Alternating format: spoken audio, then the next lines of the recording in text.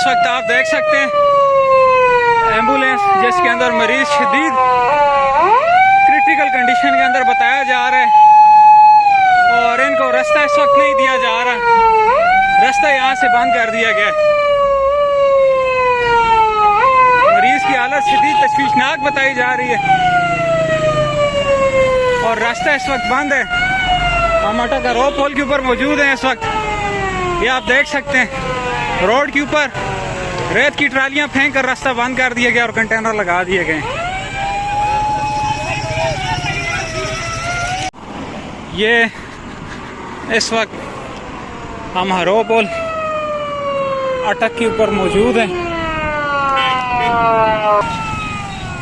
ये आप देख सकते हैं इस वक्त एक एम्बुलेंस जिसको गुजरने नहीं दिया गया, इसमें मरीज शदीद इमरजेंसी की हालत में मौजूद है जिसको भी वापस लेके जाया जा रहा है। हरो पुल अटक के ऊपर से रास्ता इस वक्त बंद हो चुका है, आगे कंटेनर लगा दिए गए हैं और इस वक्त मुसाफिरों को शदीद मुश्किलात का सामना है।